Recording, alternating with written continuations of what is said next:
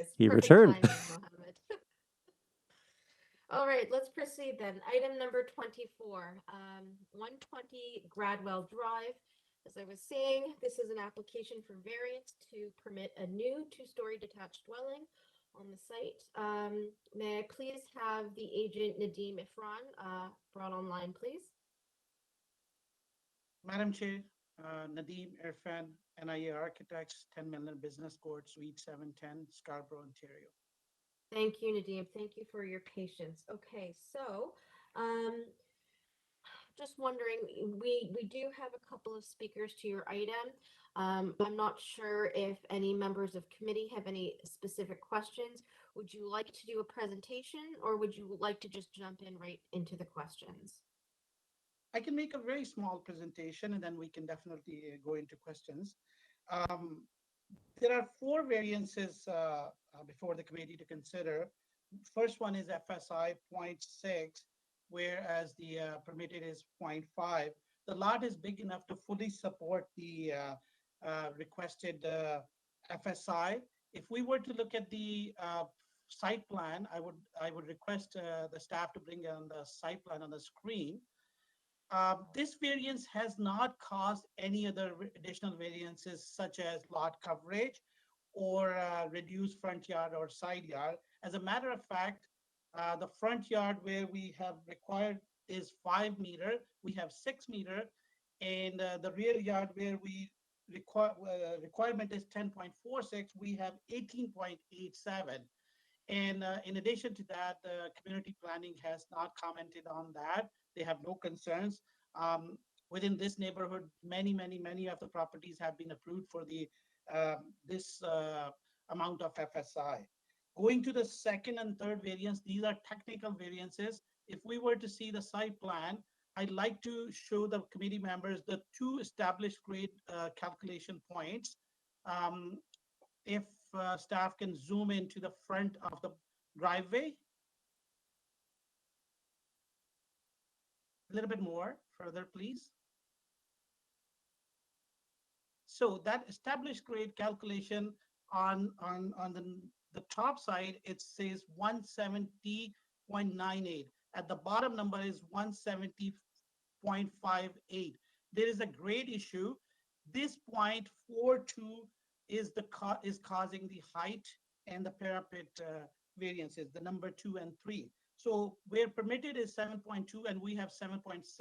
This additional 0.44 difference from one side of the property line to this other side is causing the variance for additional height from 7.2 to 7.6, and same thing with the parapet from 7.5 to 7.6. Now, I like the staff to bring, if staff can bring on the second floor plan, which is for the variance of balcony 8.4. Um, the actual balcony is 5.23, but the zoning examiner is considering the projection above the garage, which is not a balcony, but I guess perhaps he's considering that additional square meter for the balcony. So permitted is 4. We are providing 5.23, but the way zoning examiner is considering it is calculating 8.4. So I see these variances are very small in nature, and we request the committee members to consider for approval. Thank you, Nadeem. Does committee members have any further questions for Nadeem before we move on to the members of the public? Okay, seeing none, let's please bring up Frederick first. Through the chair, the speaker is not signed in today. Okay, and then moving on to Natalie, who has been very patient. Hello, can you hear me? Hi, Natalie. Hi, All thank right, you you. have 5 minutes to discuss the application before you, which is 4 variances, 1 for lot area, and 2 to do with height, and the last one with the front balcony. Please go ahead. Okay, good afternoon, committee members. My name is Natalie Scott, and I currently reside at 122 Gradwell Drive, where I've lived with my family for the past 20 years.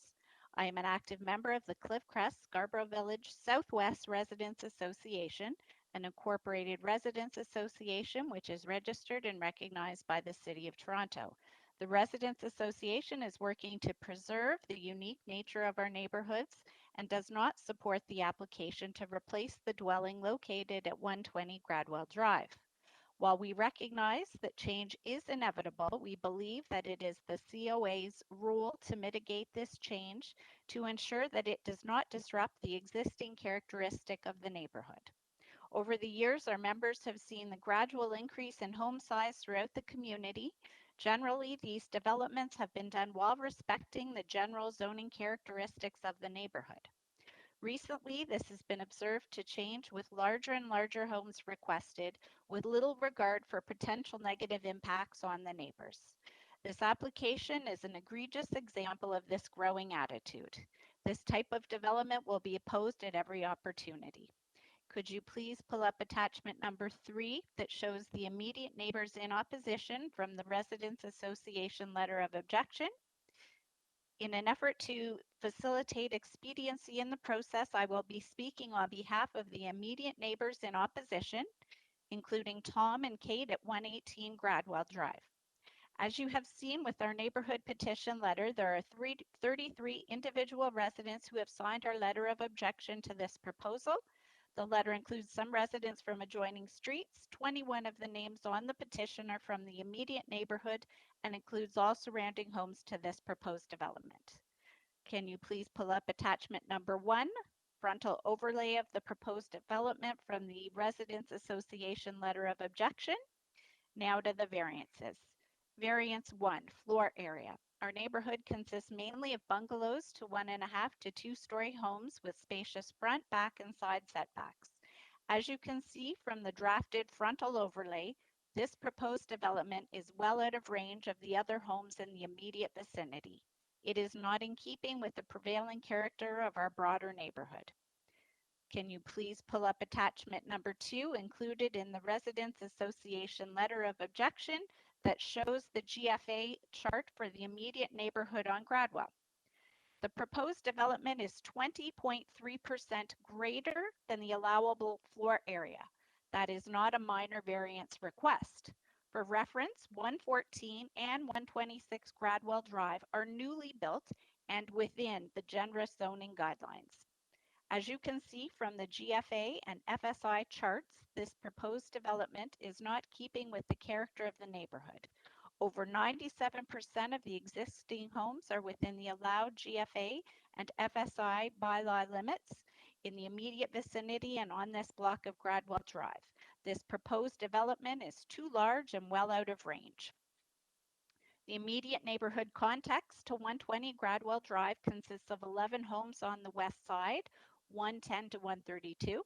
The gross floor area for this block ranges from 67 to 278 meters squared with an average of 154 meters squared. The 268.76 meters squared proposed is too large and well out of range of these and not in keeping with the prevailing character of our neighborhood. The proposal represents an extensively large floor footprint while negatively impacting the abutting neighbors, impacting loss of sunlight in our backyards as well as the interior of our homes. In addition, this build will result in the loss of trees and greatly impact our privacy and outdoor space. There is a large majestic maple tree that is healthy and thriving on the property line with 118 Gradwell, but will be severely impacted with this proposed build. The proposed variance 4, platform size. The proposed front balcony will have an area proposed of 8.4 meters squared, more than double the permitted platform area. There is currently one home on Gradwell Drive between Kingston Road and Barkdean with a small front balcony. The proposed large front balcony would impede our privacy and be grossly out of character in the neighborhood. In closing, we welcome and support positive development in our neighborhood, but all these variances in this application are not minor and will have a detrimental impact on the neighboring homes. We join our neighbors in requesting that you refuse this application. Thank you for the opportunity to address the committee. Thank you, Natalie. Any members of committee have questions for Natalie? Okay, Oh, yes, Member Saeed. Thank you, Madam Chair. Natalie, I hear your concern on that. I was also hearing the agent Nadeem was saying that yes, the variance number 4 is apparently look like we have to consider.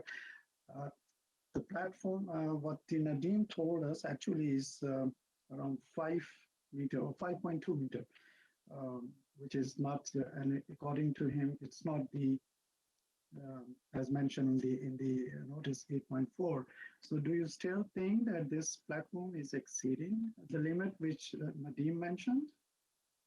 Well, I think if it was, then there should have been something else saying that this was incorrect. It's not the proposed. I think there seems to be a discrepancy in what he's saying and what the actual variance amount is, because according to my letter here, it's 8.4 meters squared. So I don't see where he's coming up with a different figure, because the city variance is saying this letter indicates it's 8.4. So Member Saeed, what we'll do is have the agent Nadeem come back and seek clarification. There was something about the garage and its projection. So maybe when we do go back to the agent, that Katrine can bring up the elevations so we can better understand visually what he's suggesting. But what I can say to Natalie is that it was something to do with the interpretation of the bylaw that the zoning examiner had done, and they have come out with the 8.4, and that is the variance before us. So despite his note about 5 meters, we are to examine the variance before us, which is 8.4. So just please keep that in mind, members, as we deliberate. Okay, so if there are no other questions from the members, may I please have Nadine back online to address Natalie's comments?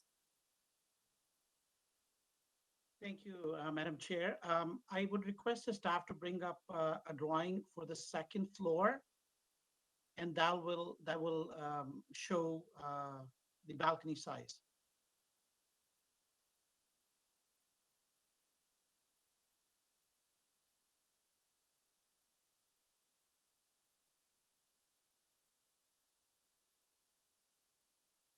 Just Katrine, if you could zoom in the front part.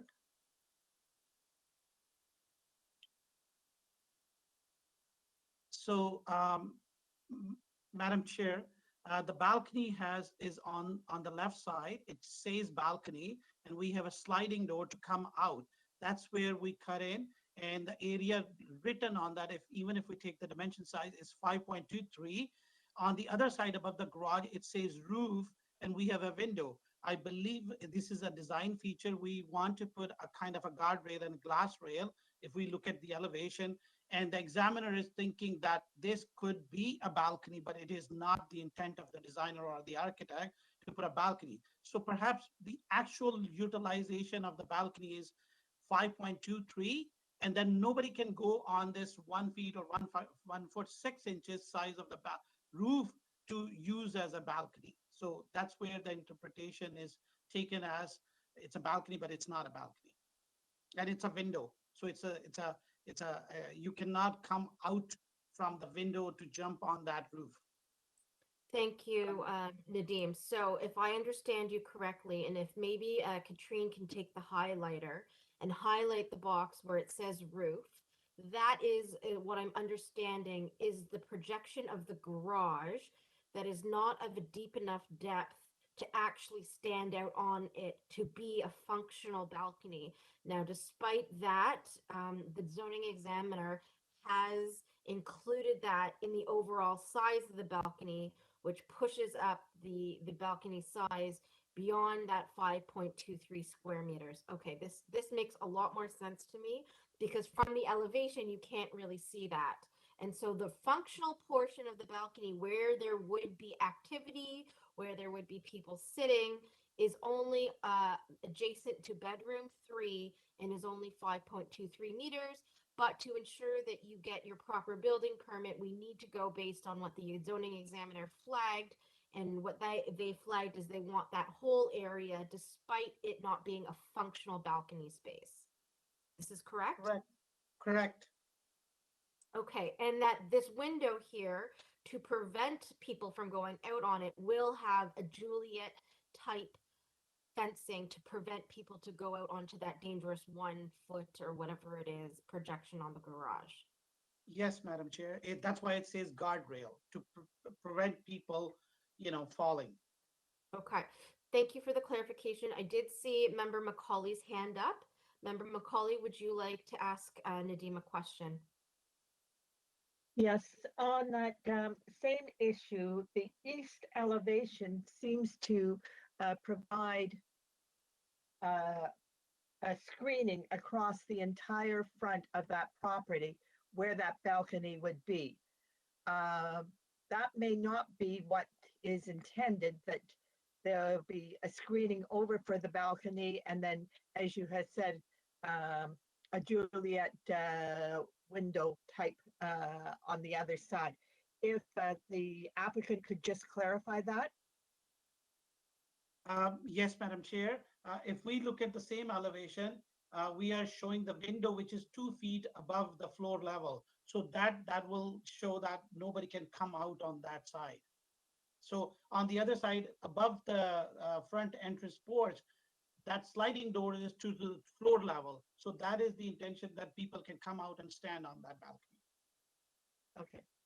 All right, thank you. I can understand the difference, and it's the difficulty of reading some of these plans. Okay, one more thing, Nadeem. Natalie had flagged some other concerns in addition to that balcony that I'd just like you to quickly address before we finish this discussion up. Yes, Madam Chair. So I was taking some notes, and there were some, concern about the negative impact on the properties, adjacent properties. I wanted to mention that there is no variance for the side yard. There is no height as such. It's a flat roof design, which is typically way less than that a regular slope roof. So if we try to visualize, this house will be lower than a typical two-story house, and it will not block sunlight. And there is no, again, I'm going to re-emphasize that there is no side yard variance before the committee. The other thing it was mentioned is the FSI 23%. No, it is not 23%. We're asking 0.1 times the lot area, which is from 0.5 to 0.6, and the lot is large enough to support the additional FSI.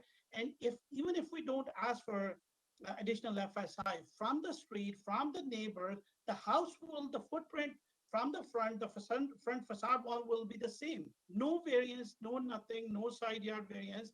The additional FSI is pushed toward the backyard, and the backyard is where we require 10.46 meter. We have 18 point, I believe, 87, meter rear yard.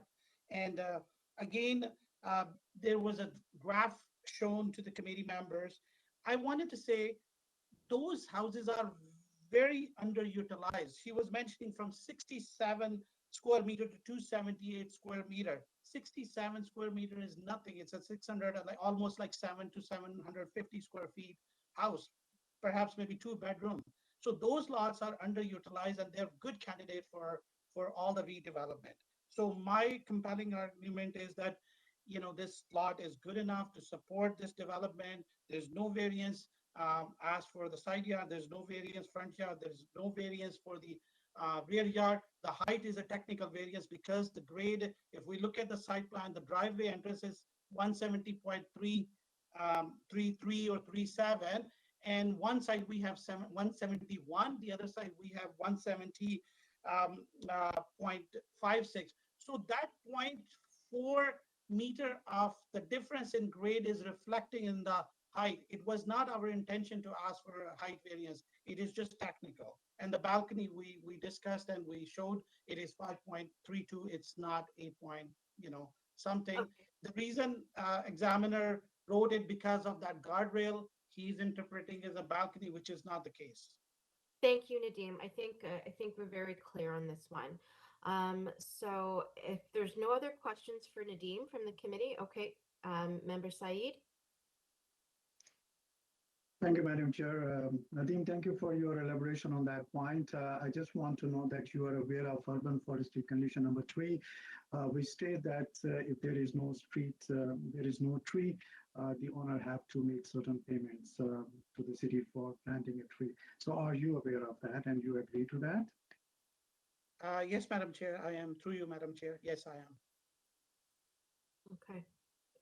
All right. Thank you, Nadeem. We will now take this into committee for deliberation.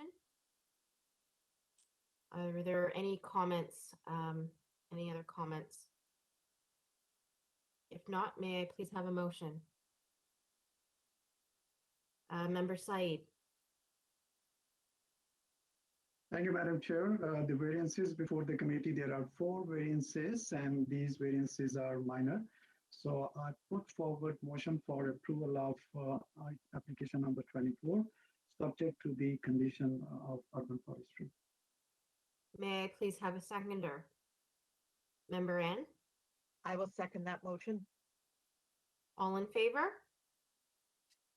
All right, the motion carries unanimously. Nadeem, Through the chair, because it's an even number of people, you're not allowed to vote. Right, sorry. Yep. Thank you. All in favor? Okay, the motion is carried unanimously. Your application, Nadeem, has been approved. Thank you. Thank you, Madam Chair. May we please have Madam Chair back? No problem. I have a new role, Madam Secretary. Okay. So my computer has slept. Just give me a moment.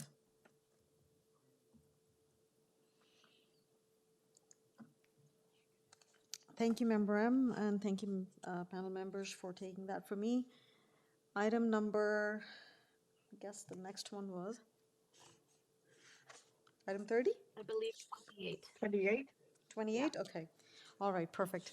So we're going to go to item number 28, and item 28 is 123 Crockford Boulevard. And we have Cyrus. Hello, I'm here. Hi, Cyrus. Thank you for your patience today. So we're looking at your application. Thank you for having us. You're very welcome. So we have your application before us. We're looking at it, and there are 2 variances before us. And I believe we were trying to go through it, and then it was held because Member Said had some questions, and we felt that it needed some more time for discussion.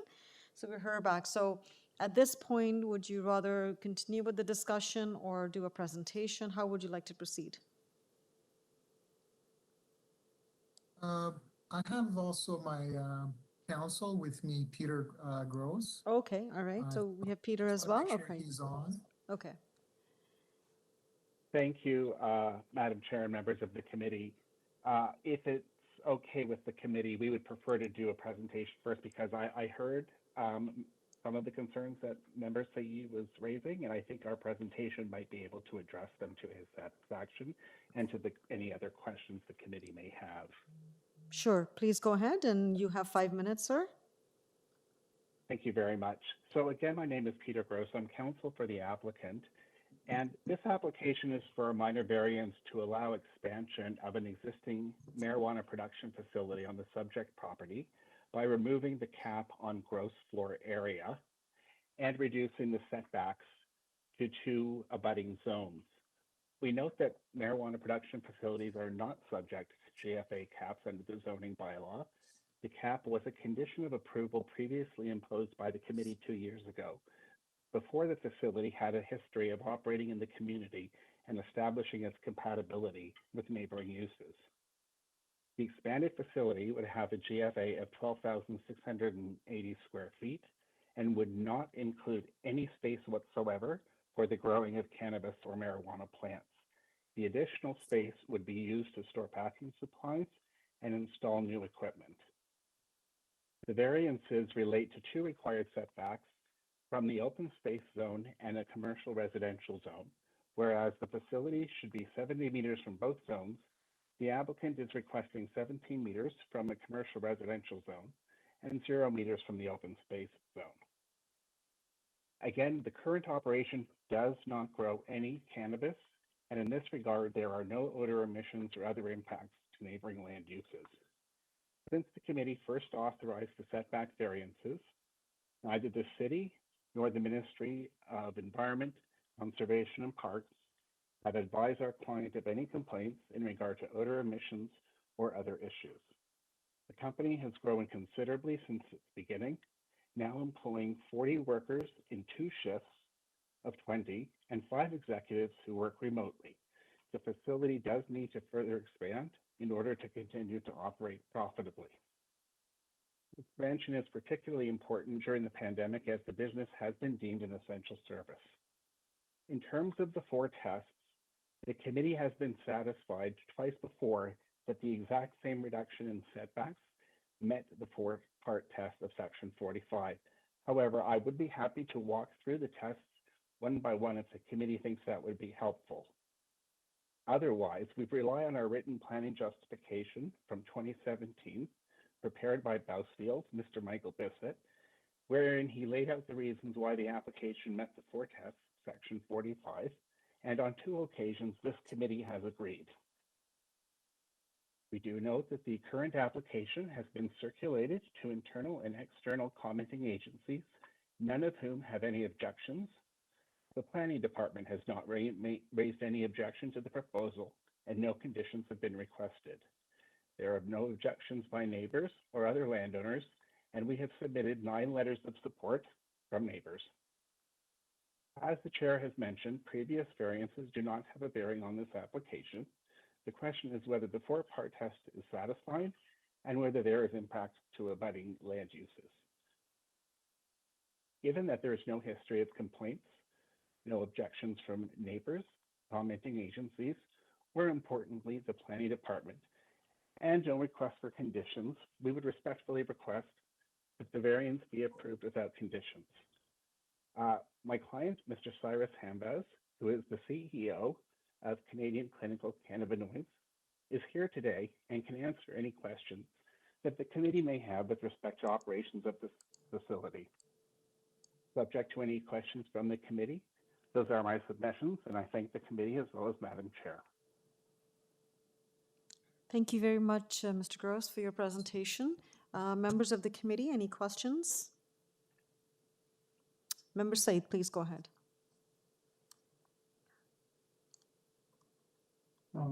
I appreciate, Mr. Gross, your elaboration on this point, and I totally agree there has been no complaints, and over the period, the Committee of Adjustment has been approving this because there was an increase in the GFA within that block, right? I can see there has been quite a good increase in the GFA, like it's starting from 464 square meter in 2017. And now the proposal is about 1,178 square meter, which is more than 50% increase as compared to the approved in 2019, which was 670 square meter. Now, I am coming to the point, it makes sense that the Committee of Adjustment have been approving this, and we should be approving this now again, because the variances remain, one of the variances which says 70 meter away from the other facilities remain the same.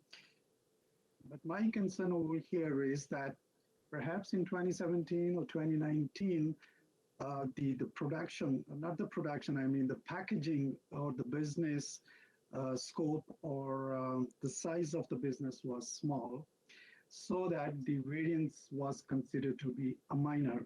But at this point, when your number of employees has been increased, more number of trucks will be coming inside, or the delivery trucks going outside the building, that will all increase. And what I am bringing to the point is that the impact of this variance, which talk about 70 meter distance, and your one is only 70 meter, is going to be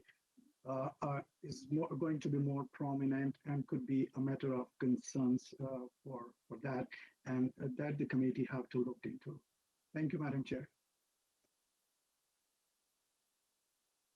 Madam Chair. I'm just sort of confused. There is no variance for the permitted gross floor area. Am I correct?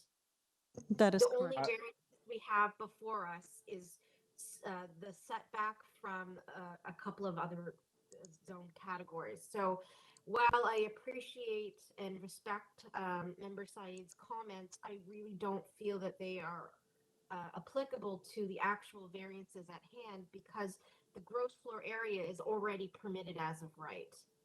Correct. Okay.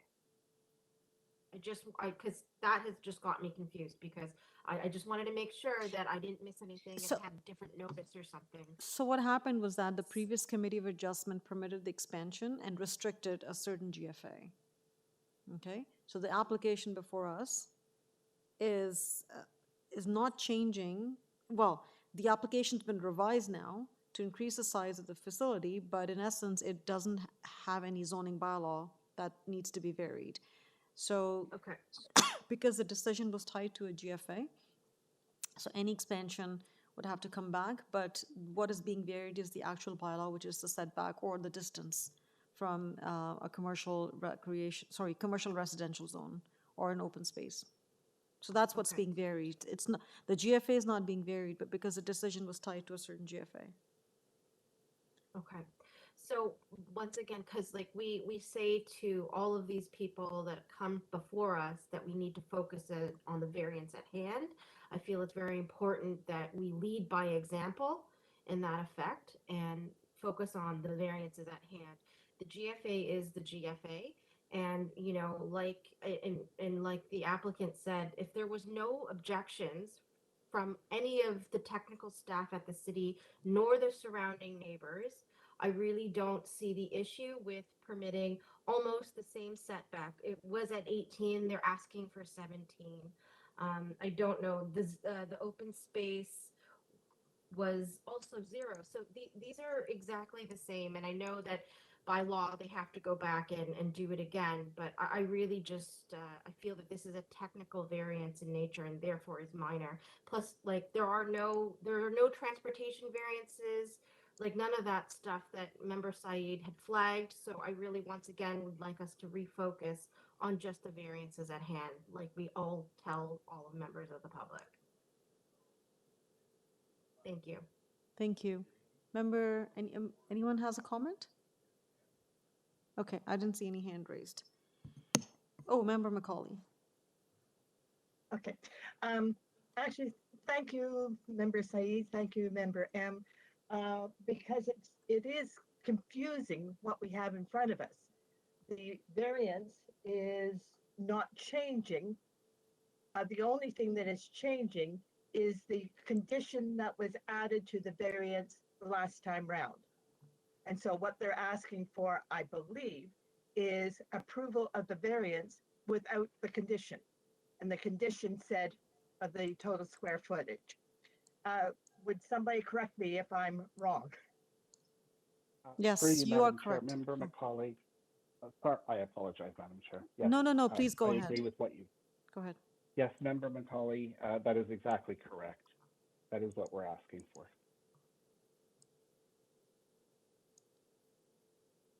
All right. I will proceed. We've had this property here or this use in this property for a number of years. We've had no complaints that have come to our attention.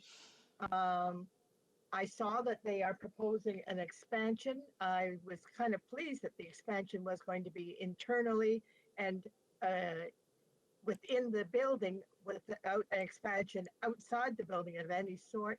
I recommend approval of this application as a minor variance Okay. without any condition as to the total gross floor area. All right, so there's a motion on the floor? Okay. All right, so there's a motion on the floor to approve. May I have a seconder, please? Madam Chair, I'll second. All right. All in favor of this motion? Motion's carried unanimously. The application's approved. Thank you. Thank you to the committee. Thank you, Madam Chair. Good day. Thank you so much. Appreciate it. Okay.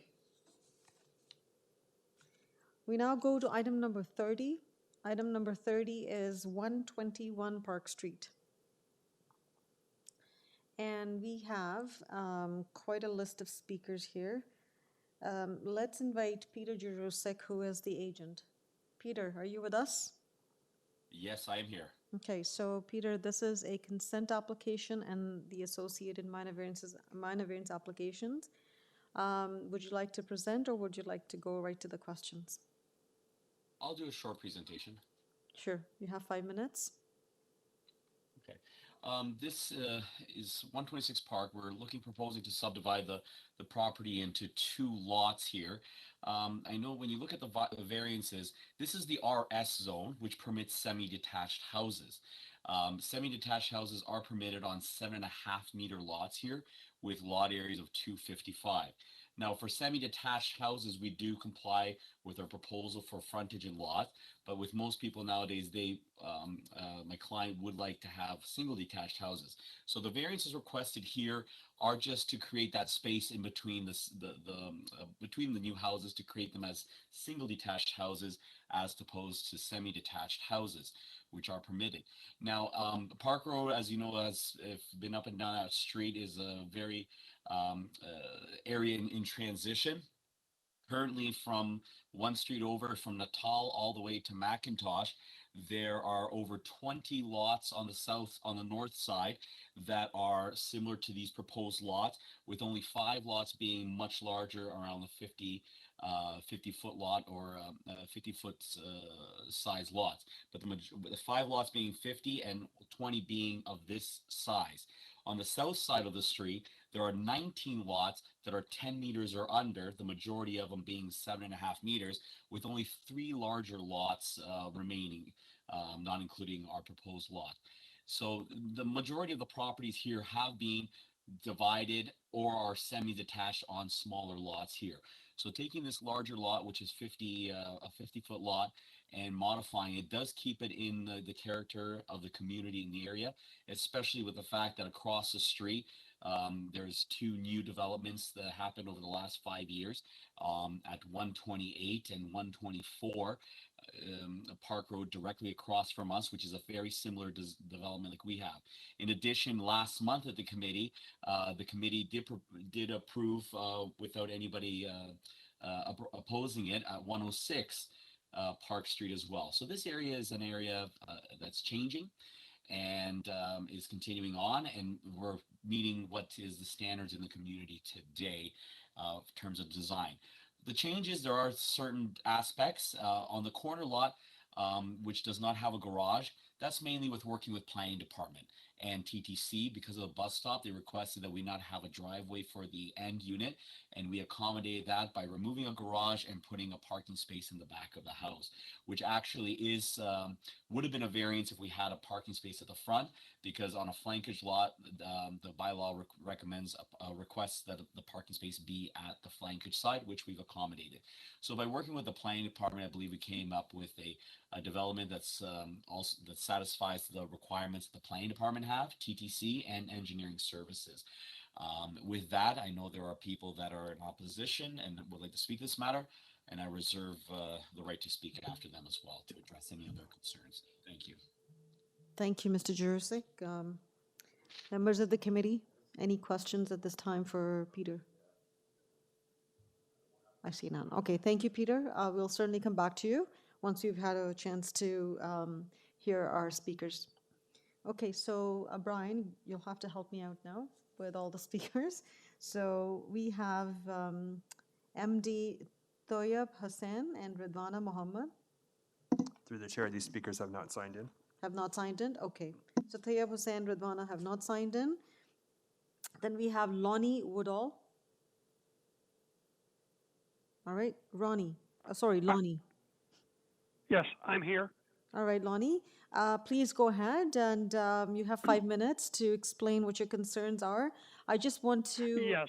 for the benefit of all the speakers, if you've submitted written submissions to us, please do not repeat yourselves because we have read your comments. If you want to add anything new, please go ahead. Don't repeat comments in the interest of the time and to keep the application move efficiently. So Lonnie, you have 5 minutes. Go ahead. Yes.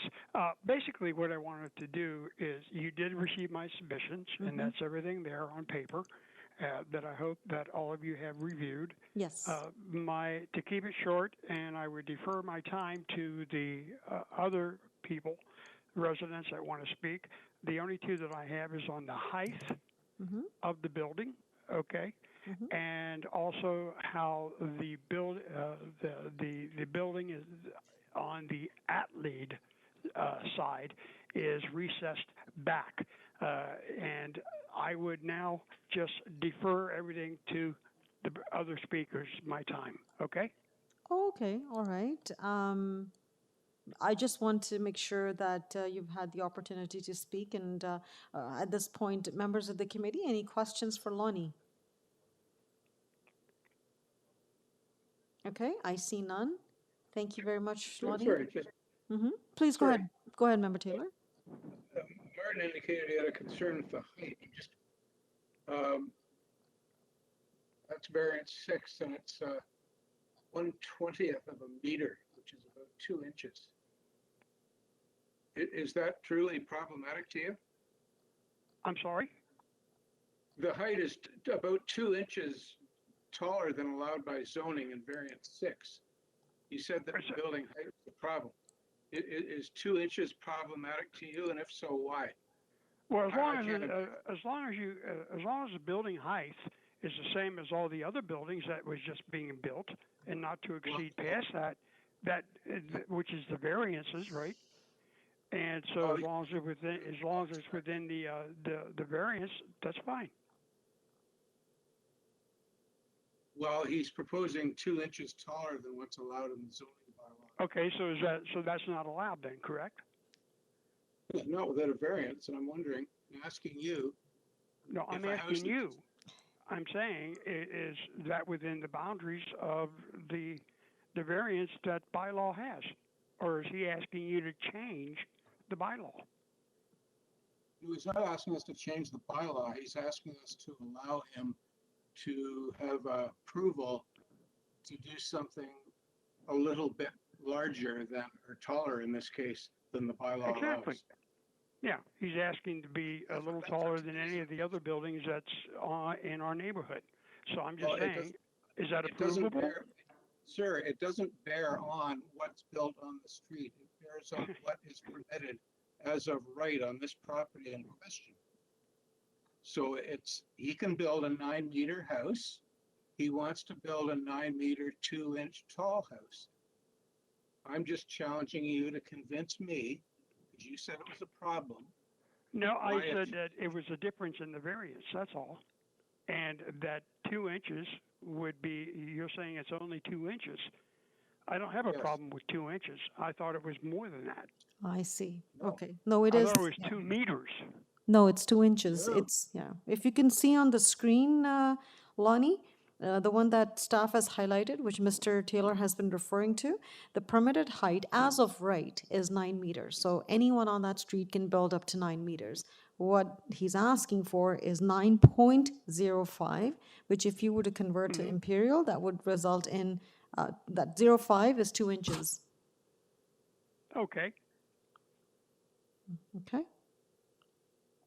Thank you. Yeah, okay. Thank you, Ms. Thanks, yeah. Thanks, Don, for explaining that. I think that was very helpful. Yeah, not a problem. I just, Okay.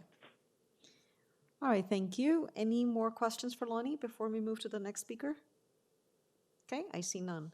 All right, Lonnie, thank you for taking the time to talk to us. The next one on the list is Bobby Winter. Bobby, are you with us? Hello, can you hear me? Yes, I can hear you, sir. Please go ahead. You have 5 minutes. Thank you. One of my main concerns with the trees, I think the parking is being addressed by transport already. By putting the parking on the 121A, it will be removing a tree, I believe, or close to it. There's 4 city trees, I believe, there, and there's 2 inside the lot, which I think we have no say about if they go or not, because for one, there's cedar, and the other one is a fairly ill tree in the first place. my main concern is the ones on Natalie and Park, and by allowing the variances, getting closer to the trees, and also by allowing the variances, I believe one of them is the houses are closer together, where the side doors, in the alleyway between them. And my phone just went black. It's for emergency sakes, getting in and out of the basement apartment or basement rec rooms, whatever you want to call them, will be a hazard. And I think some of the things I had originally addressed are applicable in this thing, and you have my full statement, I think, of what I feel. And I think that's just about it. Mainly the trees stay closer to the sidewalks, the parking on 121A, and it is a busy intersection with the trans bus stop and everything else. And so, thank you. Okay, thank you. Yes, Bobby, we do have your written submission, and we've read it. Committee has heard your comments. We will certainly when we get to the applicant, he'd be able to explain better what trees are being removed or being impacted. In terms of the proximity of the two houses and sort of the narrow distance, I can tell you that this committee has a jurisdiction to look into it from a planning standpoint to ascertain whether or to determine whether these are appropriate or not from a planning standpoint. From a fire code perspective or safety perspective, the building department will be reviewing these plans so that the permits or so that the development meets all the required codes for safety and fire. Okay? Yes, thank you very much for your time. Okay, thank you very much. Since I wasn't able to get a forestry report, and I was very curious because when the plans came out originally to us, it showed a proposed plan. There was one tree that was marked, and there should have been 4 trees marked. Anyway, that was my main concern. Okay, we'll certainly get that clarification when Mr. Jurusik comes up and responds, but I can tell you that Urban Forestry has looked at it, and what we have before us are 2 conditions from Urban Forestry regarding this property, and they both relate to applications for removal or injuring a tree, whether it's on the private property or the municipal boulevard. So Urban Forestry has those conditions for our consideration as well, but we will get the clarification from Mr. Jurusik. Thank you very much. It's been very enlightening this last 4 hours. Thank you. That is a very good comment. I'm glad you learned something today. Yes, for sure. Okay. With the work the day off. Okay, well, thank you for your time. We needed this laughter at this time of the day. Okay, Brian, if you can help me with Dale Boutillier. Okay. Hello. Hello, Dale. Hi. So we have you now, and you have 5 minutes to share your concerns. Just so you know, I believe you've submitted your written submissions, and I was just going through it, and yes, so we have your written submissions. So if you want to add anything more than what you've already told us, that would be great. Okay, and with all due respect, I have been waiting 5 hours, and I am the property next to 121 Park Street. This is very important to me. I've heard what Peter has said, and it sort of glossed over what is actually happening around that corner. So I'll more specifically say, he refers to the houses on the other side of the street. I am not opposed to new build in my neighborhood, but the new builds are also, if you look down the street, they have proper setbacks. All the houses are in alignment. And I'm not opposed to new builds. I am opposed to severing this lot. It is not set up properly, being this corner lot for 2 houses. It's not the proper size. Once you split it and put houses, these giant houses on top, they're not conducive to be 2 houses. The present house is in alignment with the houses on Park Street and Atlee. That shows that one house fits on this lot. Now,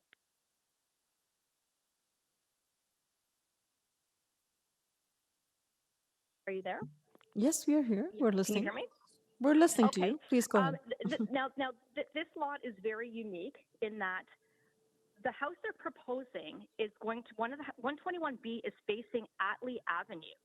So when you look across the street, they have two new builds facing Park Street with the driveways facing Park Street. In this instance, one house is facing Park Street, one house is facing Atlee Avenue. This is an Atlee Avenue house with the front door, the main windows, and the driveway all facing Atlee. It should have the same setbacks as the 6 bungalows that are also on Atlee. This house will protrude far forward than the other 6 existing houses, and it's going to throw everything. It's not in keeping with the houses on that street. They're kind of going around it by using its legal Park Street address, but what they're really doing is building a house on Atlee. So it affects, the other unique part is this part of Atlee only has 6 small bungalows on it. So to put this big house on the side, protruding forward, not respecting the setback, throws this whole block right off. It throws the sight line off. It's blocking my house, which is right next door, number 14. Also, once you have, right now there's one family living in this house. I can tell you what, I can hear the noise. The cars are parked right to the sidewalk. There's not enough room for one family. Their garbage bins are over the fence on city property because they don't even have enough room now with one family and one dwelling. When you start putting more houses and you have more residents, the noise increases. Those yards face the side of my house, and I'm in a bungalow. So now I have 2 families, renters, whatever is proposed for this property, also backing onto my house. Not only that, because it doesn't configure properly, they want to move a driveway down the street when it's not an Atlee Avenue address and put it up alongside of my house. So now the soft space and the green space that was beside my house, and I have every right to believe it would be there because that's a Park Street address when we purchased the 14 Atlee Avenue home, that soft green space will be gone. It'll be replaced with a paved driveway and cars running up along the side of my house past my front porch. So I can hear them doing their car alarms in the current driveway. Can you imagine if they're up beside my house? This is just to cram this house that doesn't fit on this lot onto this property. So they're building an Atlee Avenue home. It doesn't compare what Peter's trying to say about the other houses. This is a different animal. This is a different property, and they're facing a house on Atlee. You have to look at the other houses on Atlee Avenue. This house should be in the same setback and in every respect the same as Atlee. Even the height, if they're not going over the variance, can you imagine it besides 6 bungalows?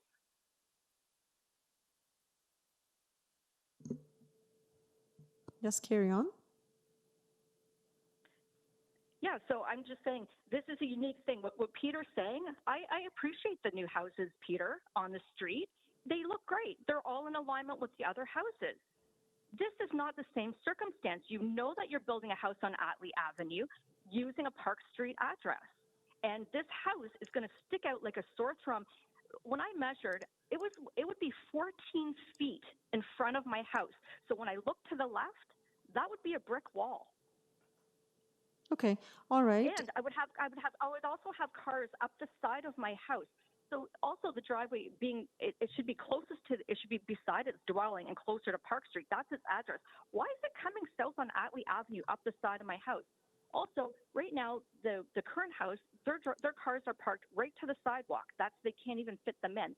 So now I'm going to, if you bring it closer to my house and my driveway, when I'm backing out of my driveway, I have to see past a van, an F-120, whatever, like is there now, plus a wall backing out of my driveway. We have had this house for 36 years. My dad worked very hard for this house, and we deserve respect too. I respect the redevelopment of the neighborhood, but not in this respect. This is way beyond. This is just a money grab. These people won't even live in this house. I'm going to be in this house for decades to come.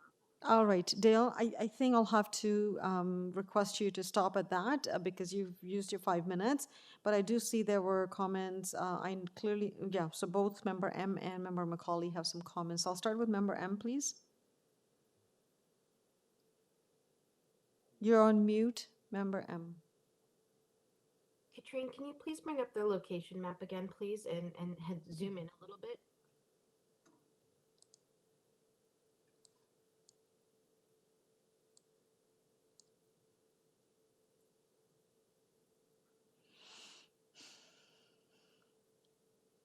While Katrine is bringing that up, I appreciate the comments received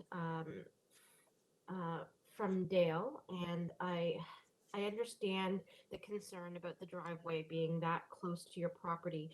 However, from my understanding of reading the background material from the engineering department, it's solely due to the driveway access not being able to be permitted on Park. I think that the builder would have preferred to have both driveways on Park Avenue, because really the buildings are kind of oriented to that effect. Okay, that works as well. Katrine, thank you. If you want to zoom even in more, what I wanted to show you is directly east of the site. You have almost the identical east, the other way. The other side, yeah, right there. Yes, yeah. Nope, nope, those two, yeah. And the reason why I asked for the location map, Katrine, is because it had the property lines as well as the building footprints. Is it possible we could use the location map as opposed to the aerial? It's the location map on the agenda, Katrine, so after the public notice. Yeah. She could use that too. I think member M just trying to show the. Oh, I see. Is it not working? No, she'll just give her a second. She's moderating the whole thing, so she's a few things going on. Thank you. Okay, yes, this is the one. Please just zoom in to the location map. Right, a little more. Yes, a little more.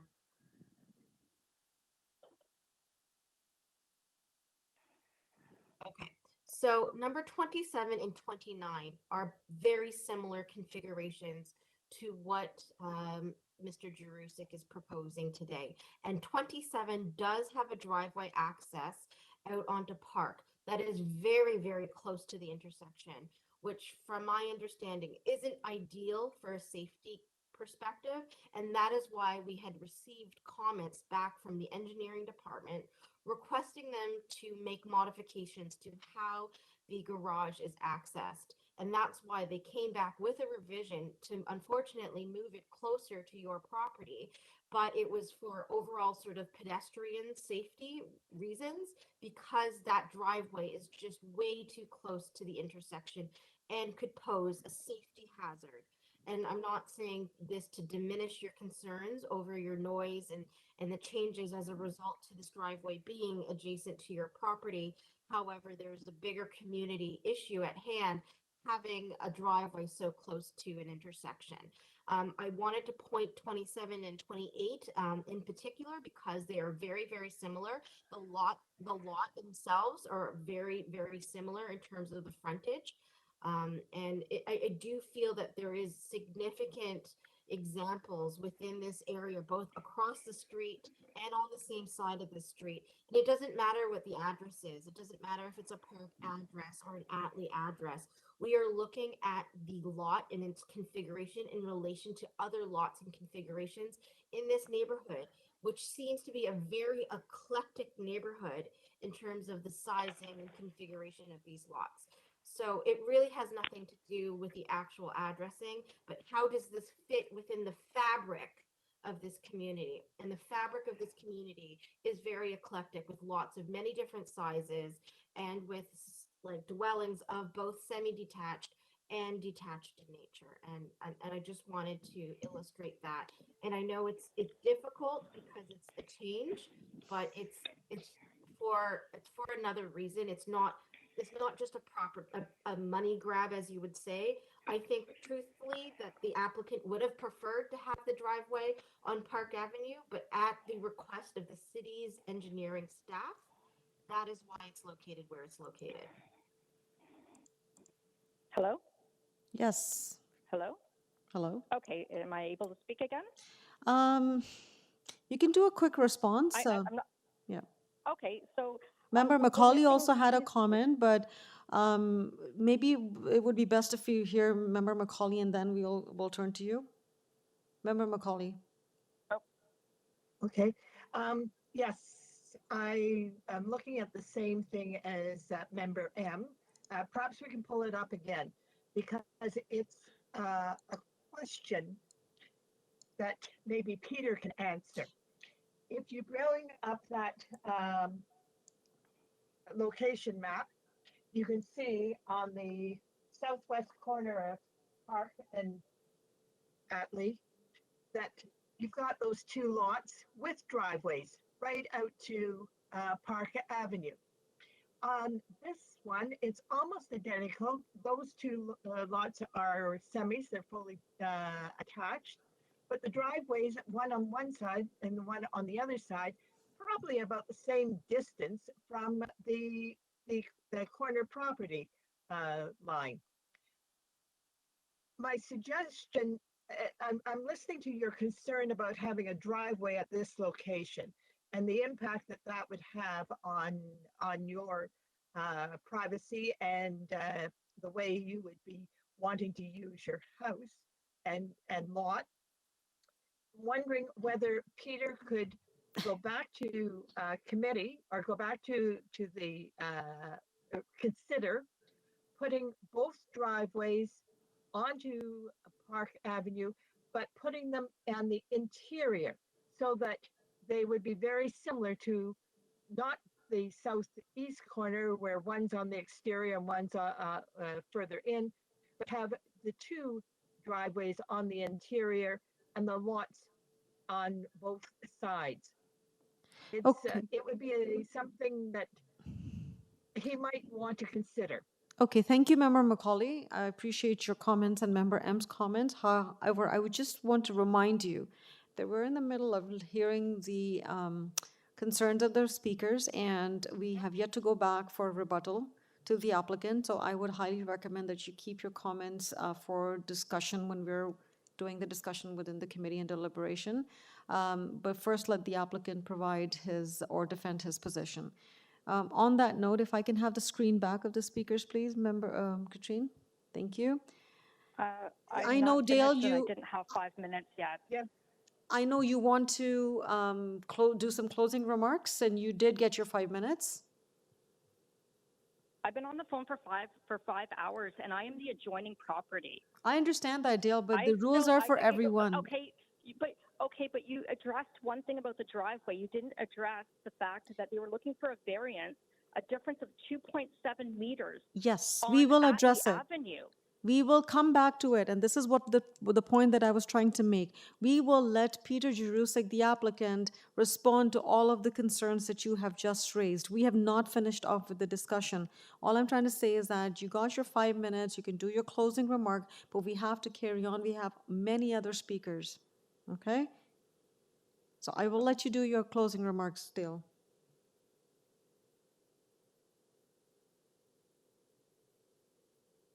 Hello? Okay, all right. Let's move on. Sharon Boutillier, I think Sharon and Dale were at the same address. Are they two registered as two speakers? Yes. Okay. Sharon. I am Sharon Boutillier. Please go ahead. I live at 14 Atlee Avenue. It's adjoining the lot that he wants to sever. You've got it listed as facing east. The houses do face east, but they're kind of on the southwest corner. My objection to the variance is not so much it would be the height, but the fact if you divide the lot up, you are bringing the second house facing Atlee protruding out from my house and all the other houses in a line.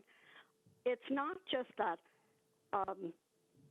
he wants to do this or that. I appreciate the concern about considering the driveway. I really do appreciate that, and I appreciate him for listening. But I do have the concerns about it jutting out so far. As I sit on the front step, I have to look at this. My sight line is not going to be that good. I do think that the variance of 9 feet is, to me, is quite a bit. Why the builder may not think that, I do think that it is quite a variance. Okay. And if you have to have a variance of that extent, maybe you should build one house. Okay. That's only I'm not saying you have to. I'm just saying I'm wondering about that because I have a concern. And so my concern is I would like to see it not when I go around the neighborhood, I do see the new bills, but I don't see them jutting out from the other neighbors. They're in line with the other neighbors. I go around the neighborhood a lot, and I do not notice this. And you keep referring to Park Street, but we aren't on Park Street. We're on Atlee. And I've gone up to the top of Atlee and seen the houses in a line. So I do object to the variance. And I would like to say that if Peter has, as far as the driveway, there is a city tree, but I know that the arborist probably has already looked at that, and it runs right alongside my property. So I do think that they would probably have addressed that anyway, so I'm not going to bring it up even though it's there. Well, I already did, but you know what I mean. I would like to think that if you're going out that far, you're so close to that city tree and the city property, that I just wonder, 9-foot variance, maybe, like, that just seems like a lot to me.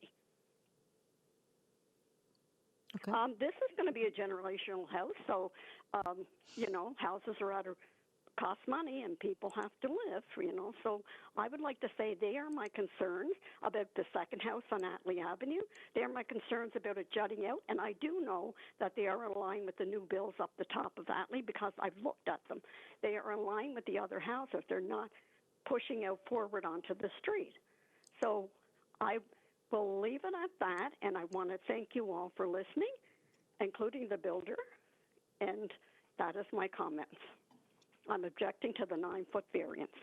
Thank you very much, Thank Sharon. You have very well articulated your concerns, and the builder has certainly heard, and we will get to him in a few minutes, and then he'd be able to respond to your concerns. Okay?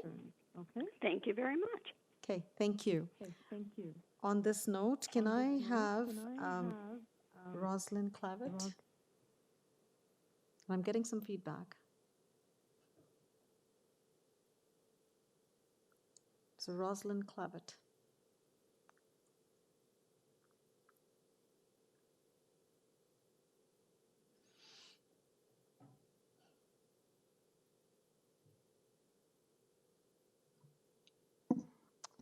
Through the chair, this speaker has not signed in. However, we do have a call-in user with the phone number that I do not recognize. Do you mind if I check to see who it is? Please go ahead.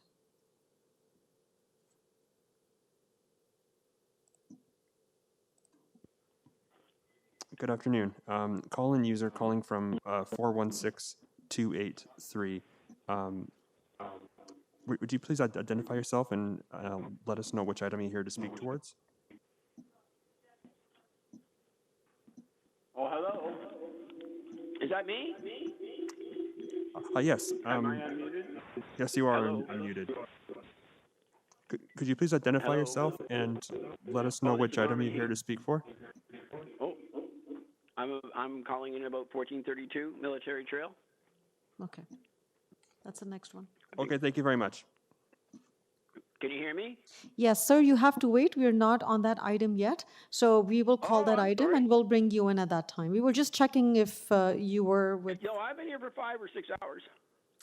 Yeah, I'm sorry. It was a long agenda for us as well. I got so it. I just don't bear envy with your us. job. Just bear with us. Hang in there. We're No almost problem. there. Almost there. Okay. Thank you. My apologies. No problem. No Through the problem. chair, Ms. Clavitt has not signed in this afternoon. Thank you, Brian. Can you please check Erica Martinez? Hi. Hi, Erica. Hi, everybody. Thank you for listening. I'm fully supporting my neighbors. I'm from Atlee Avenue, and just want to emphasize the fact that this new bill proposal affects the aesthetics of our avenue. Where basically I want to hear about the setback that the proposed building is there. If you stand up in Atlee Avenue, I wish I could still be able to see, for example, the bus stop, which is right in the corner in Park and Atlee Avenue. So it looks like with this construction, new building, it will be like overlapping too close to the sidewalk. That's my main concern. Thank you. Oh, thank you, Erica. So your question is whether it's too close to the sidewalk and the bus stop there? Okay. So we'll have Peter Jarusik, who's the applicant on it, come back and respond to those questions. Okay? Thank you. Okay, thank you very much, Erica, for taking the time to speak with us. Brian, can we check for our next speaker, Judy Hannanen? All right, Judy, you go ahead. You have 5 minutes, Hello. ma'am. Hello. Hello. Thank you for listening. I am in objection to this for several reasons. The severing of the lot and the proposed buildings going on the site are requiring a number of variances. I can see maybe 3 or 4, but there's 7 on one and 8 on the other. And my problem with it is the footprint that they're going to take, because they're the lots are going to be 17 to 18% smaller than what the normal lot is, and they want to put houses 3.5% bigger on these lots. So I have an issue with that, and I have an issue with you referring to this area as eclectic. The only reason it's eclectic is because we have so many builders coming into this area, severing lots and putting up new houses. It's a real hodgepodge, higgledy-piggledy of old and new.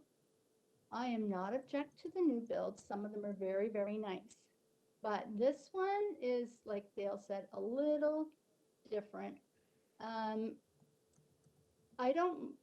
Doesn't really bother me which way the houses face. However, by putting it round facing onto Atlee and the moving of the driveway, it doesn't make sense. If you have to move a driveway because you can't get a garage or a driveway in the front of the house in line with the other one, to me, that's a sign that the house is too small.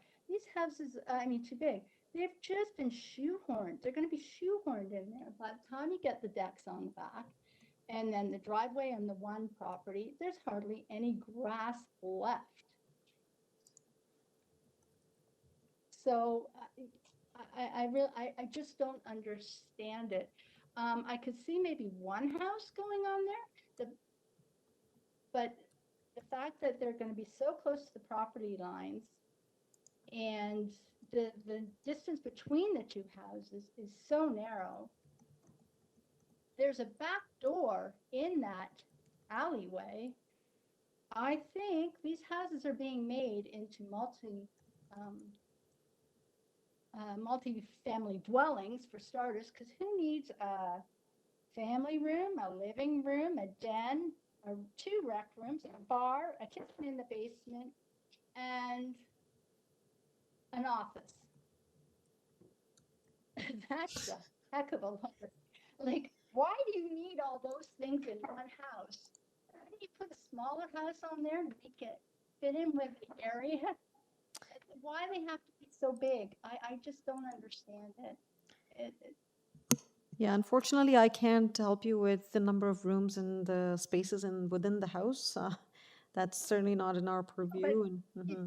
If you think about it, if you were to remove some of those rooms, you could make it fit within the confines of the by. I don't understand why we have bylaws anyway, because it appears that they're not adhered to. Like, there's variances on everything that's built these days. So I really don't understand why we even have bylaws, because they're all approved variances. So Okay. the houses around here, half of them. So I just want to let you know, sorry, Judy, is that we have precisely, we're running out of time here. So maybe you can take another 30 seconds and wrap up your comments. Okay, just one more comment I have is that the people that live in this area, if they really understood what putting these new houses up meant, they would have stopped it years ago, and we may not be having this problem now. But because of precedences of one after another being built and the variances being allowed, that's what's causing the problem in our neighborhood. And it's unfortunate, but it's going to continue. But this case really needs to be looked at. This severance really needs to be looked at, because I don't believe Okay. it's ideal. Okay. All right. Thank you very much for your comments. Member M, please go ahead. Through you, Madam Chair, I just wanted to identify to the caller that, you know, we don't approve every variance. I mean, there was there was an application just hours ago that we refused, even though planning staff had no issue with it. We do take a look and we do consider it. I myself and other members on this team are professional planners. That is my designation. That is my professional job. And, you know, we appreciate to the everyday layperson that it feels like there's no point in having these bylaws, but there is a point. And the reason why we have the variance is that we allow what is acceptable, an acceptable deviation from the standard. Where we don't feel that it's acceptable, we absolutely will not, we will not allow that to go through. Planning staff will also flag a concern, engineering staff as well. There's a whole suite of specialists who review these things. And I apologize for if it feels like it's pointless, but you know, we spend our working careers, our working day analyzing these things. And I can promise you, we do take these things to heart. And another thing I wanted to mention is that because of the zone allowing for semi-detached houses, which are allowed as of right and are exactly across the street, that aren't new builds, like these houses look like they were from even the 20s or 30s. Those houses have very similar configurations to these new builds. They just so happen to share a wall. And so that's why it's not just bigger lots. The precedence of the lots that are new that are having these single detached homes put on them, but the ones also on the northeast corner that are semi-detached houses. And so I appreciate that it's difficult and that change is difficult and that I called your neighborhood eclectic. It wasn't necessarily the aesthetic that I was saying was eclectic. I was saying that there is a variety of built forms and a variety of lot sizes. And it's not just as a result of the recent applications. The houses that are semi-detached on the northeast corner look like they are the original houses from this original subdivision plan. And so it's not that we only look at what is done recently. We look in totality of the entire community. So that is, I just wanted to address that. Okay. Thank you, Member M. I would rather have. Thank you. I would rather have Mr. Jurusik respond to these questions in detail, but I appreciate your insight. Moving along, the next speaker on the list is David Gordon. Hello, I'm here. Hello, David. So, sir, you have 5 minutes. Katrine, do you mind starting the clock, please, for us? Thank you. Go ahead, David. Yeah, I've heard your 5-minute warnings. Just to correct something the previous the committee members said. First off, I want to clarify for you. It's Park Street, not Park Avenue, not Park Road, guys. You know, and that goes to the builder as well. Know where you're doing business. The properties on the northeast corner are not original. I've been along with the community for 35 years and seen those go up. But my primary objection here is the density that's or the cutback in the green space, if we will. Everything feels too close to the road, and I've got great concern because yes, there is a bus stop on that very corner going in that direction, for which increased density and the height and the height and the density and the space occupied cuts down on visibility. So and Park Street is a very busy road with not only buses, a lot of commuters are going to the GO stations and going between Kennedy and Midland, and having visual blockage on the corner increases the challenge. And there's a lot of small children in this neighborhood. There's a public school at the end of the road, and all of these things matter. We've already got enough traffic going that way, and so the obscuring visibility is a primary thing that concerns me, and that's all to do with the setback sought on this. So, and then, and sorry, you have to excuse me on this. The one member talked about the height being 2 inches, and does that really matter? And and I'd say if it didn't matter, they wouldn't have put it in the bylaw in the first place. And as planners, and I accept that the one speaker there in particular, committee member, is a registered trade planner, but shouldn't we be respecting these things? And again, that's just all part of my concern that we're cutting down on visibility and with the setbacks and things like that. That's the primary thing. There's on all the little requests, I've probably got a complaint, but that's my biggest concern is the setback cut down in visibility and what that means for community safety. Okay. Understood. Okay. Is that all, Mr. Gordon, or would you like to do some closing Oh, remarks? no. You can give my leftover minute to the neighbors because obviously they'd like to speak some more. You were the last on the speakers list, so. Oh, well then we can go on for hours. Another 5 hours. Let's go. You have Wake up on the precisely couch. 2 minutes. Okay, all right. No, thank you for Thank you that. very much. Appreciate your time. We will, I guess, proceed unless committee members have any questions.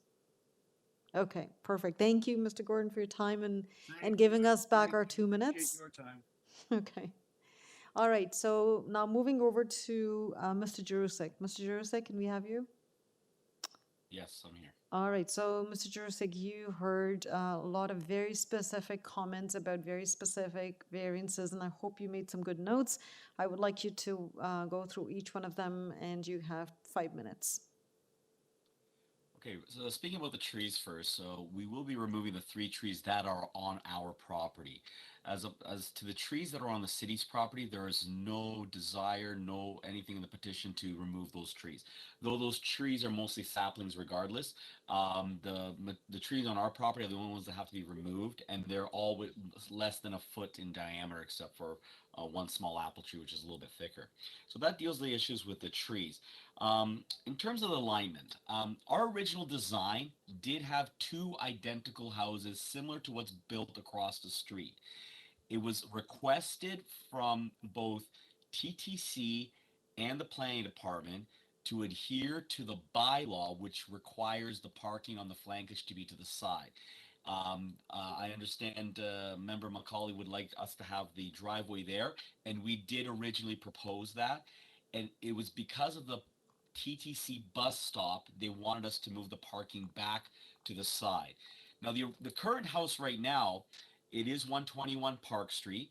Its front door is facing Atlee, and its parking is on Atlee, as we're proposing here.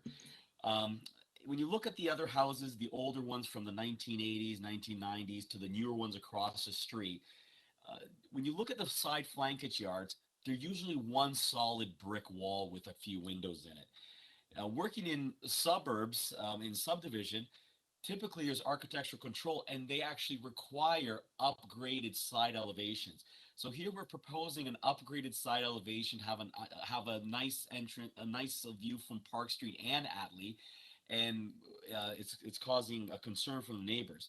In terms of the front, the alignment, we are in alignment of mostly with Park Street. This house is not an Atlee house, and it's evident by the fact that our backyard to the first house on Atlee is over 13 meters away. That itself changes the streetscape. When you have 6 bungalows lined up and then 13-meter backyard and then a flankage house, it does not need to line up with that as it is a flankage yard, and we are frontage by zoning on Park Street. So I would recommend that that's the issue there in terms of we're on Park Street. The parking, I know there's an issue with the parking. For us to have the parking on Park Street would have required a variance. The city bylaws written on flankage yards to have the parking on the flankage street. So by having our parking on Atlee, we're actually complying with the bylaw. So I know we're talking a lot about parking. I'm just going to leave it at this. It's not a variance. We comply with zoning in adhering to parking at the side. From our new house on the flankage yard to the sidewalk, I know there's concerns of views. We are 5.5 meters from our wall to the sidewalk, which will be green space. That is over 17 feet of landscaped grassed area from the sidewalk to the wall of the house. That is still ample enough. Not to mention, we've set the house further back than the original house.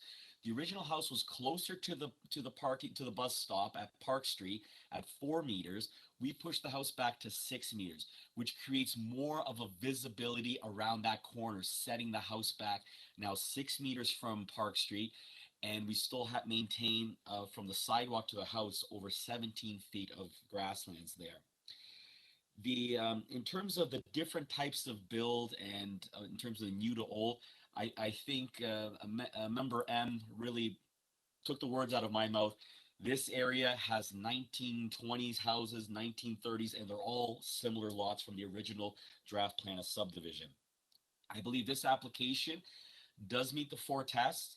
I believe by creating an enhanced flankage upgrade to that one house, to the corner house, will actually hopefully set some precedent as opposed to having blank brick walls on flankage yards, and create a nicer corner house here than many of the newer builds and older builds had on corner lots. And I know, as has been mentioned, most of you are planners. You would know out in the suburbs and other places, that is an important feature, is on corner lots to have that upgraded side elevation, which we try to maintain here. To my sadness here, it seems to be a detriment to the neighborhood to have an upgraded side, and they're concerned about the doorway and whatnot facing Atlee. But I think in retrospect, I think I stand by the fact that this is actually a better product than what even nowadays people are building here in terms of what should be done on a corner flankage lot. And I leave it into your hands, committee, unless you have any more questions for me. Member Taylor, please go ahead. Thanks. I have a question. The east wall of the house that basically fronts on Atlee, would the yard in front of that house be classified as the front yard? The front yard would be Park Street.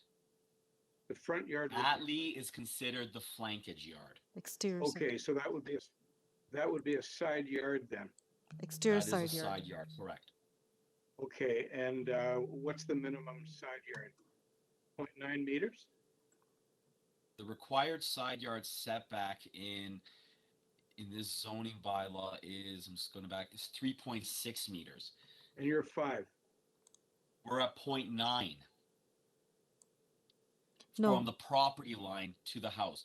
The 5 meters because they were worried about views down the street, so yeah. and reduction of open space. So what I was saying is that we are 0.9 to the property line, but from our building to the sidewalk, it's 5.2 meters in terms of views and green space for sidewalks and cars to run. Across the street at 128, they also obtained a few years back 0.9 side yard on that street side. And as member M pointed out, on the older house on the east side, that older house from 1980s, that one as well is about 0.9 from the property line. Okay. Okay. So you do meet the side yard requirement, or you would have required a variance, and you didn't. We are requiring a variance. It's 3.6. We're requesting 0.9. It's okay. Variance number 5 on part 2. I think what's difficult to understand here is the separation from Atlee. Is there adequate separation from the building face to the road, right? To ensure that there's proper safety and all of that stuff. I think that's the main thing here. And I think it's because that's such a wide boulevard, the actual lot itself is quite close. But if you look on the other side of Atlee, it's the same condition, and you can see it in the location map again, because you can see the building wall is literally like on the property line. Yeah, so I mean the wider boulevard or this municipal boulevard lends that additional space or that openness on that side. So that's exactly. Exactly. So there's And then again, I'm going to reiterate the fact that the engineering department has looked at it, and they probably, they would have looked at the sight lines and the safety. I did not see any comments from them in terms of raising any concerns. But you're right, Member Taylor, they are requesting for a side yard setback. In this instance, it would be a flankage or an exterior side yard setback from 3.6 to 0.9. But they are taking advantage of the wider boulevard in terms of sight lines and the location of the building. Okay. And thank you. Okay. Any further questions for Peter Jurusik? I just want to clarify exactly, Peter, where is the TTC stop? The TTC stop is directly in front of the corner, the flankage yard. It's right where the curve of the sidewalk begins. There's a TTC stop there, right at the corner. Where it says sign? Further down, there's a garbage bin as well for littering. But it's about maybe 2 meters away from the post that has the stop sign on it and the street name signs. Okay, so somewhere where the garbage container is and the sign is in that area. Okay. Yeah. Okay. All right, so I think we've had a good discussion on it, and Peter has touched upon all the comments that were raised by the applicant. If there are no further comments, I would like to take the matter into committee, please. Okay. Thank you, Mr. Jurusik. We now take the matter into committee. Members of the committee, any questions, discussion, or are you prepared for a motion? Keep in mind there are conditions for you to consider from engineering services. And then we have the forestry memo as well.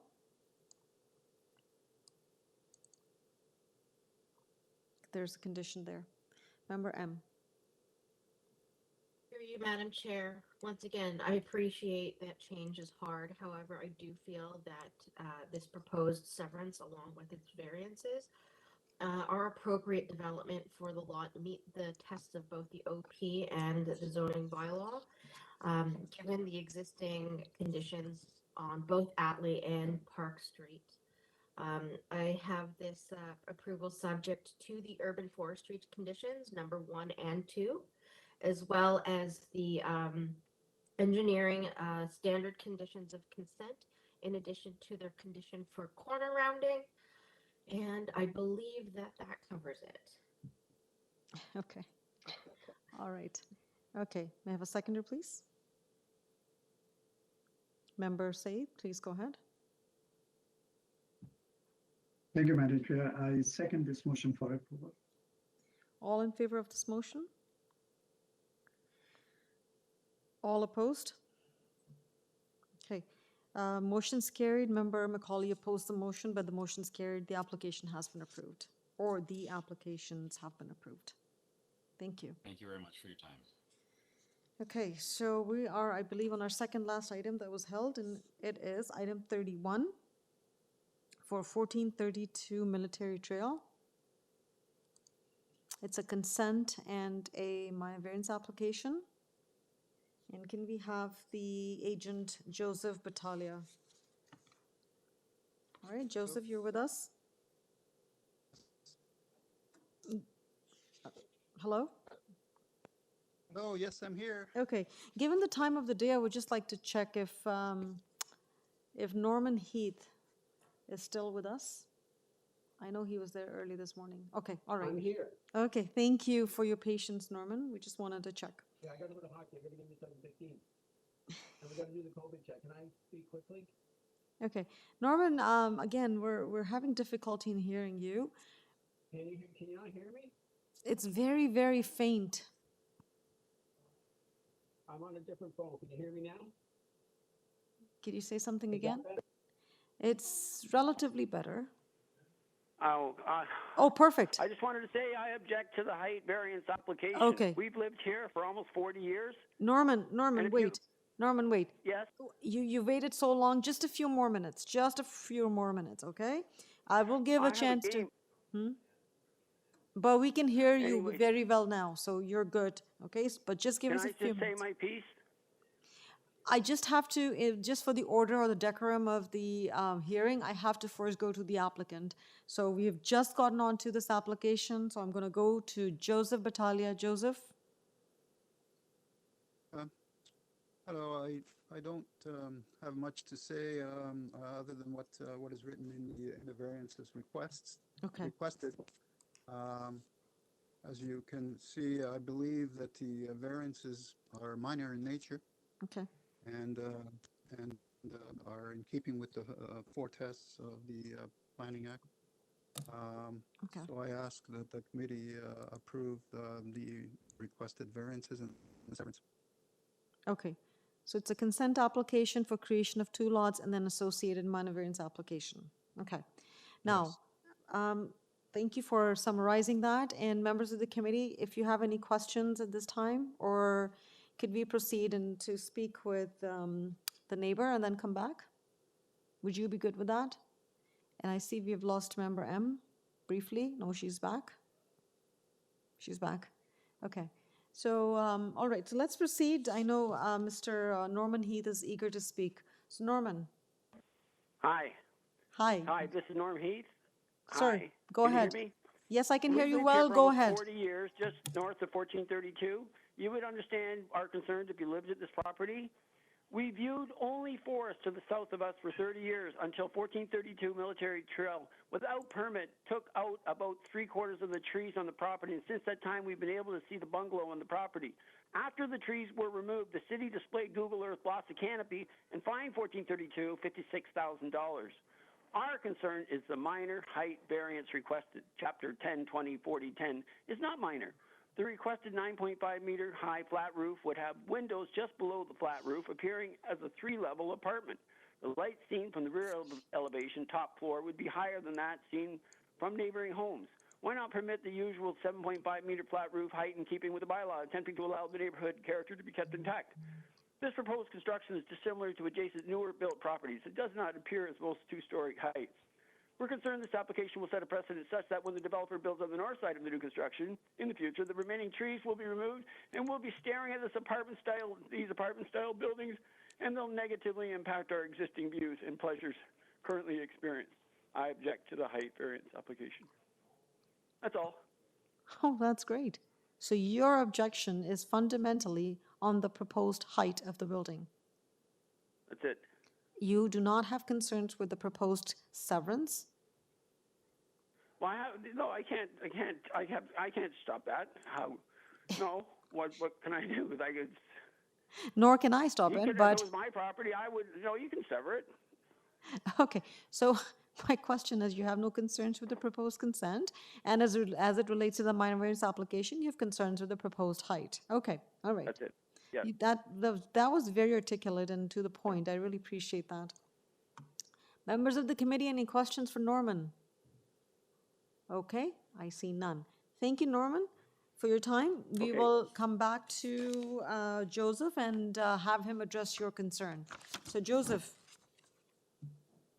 Well, the height is not going to affect his views, because if we're 2 stories and he's on grade, sure, the buildings are going to be blocking his view, whether they're a little bit higher or a little bit lower. It's not going to affect his view of the trees at all. Can we have the site plan and maybe you can just explain to us? Can we have the site plan on the screen? I'm not sure which one he is or where he is. Is he the one next to us? He's at, his address is 37 Glenthorne Drive. Glenthorne. And where is that in relation to this? Unless it's a different, he's registered with a different address.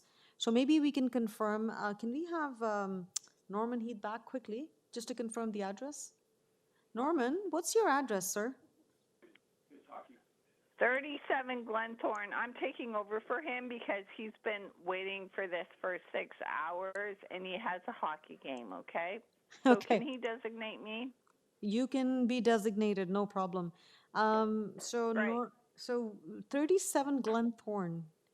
Staff, can Right. you, So we back on, so we have one property between us. Okay.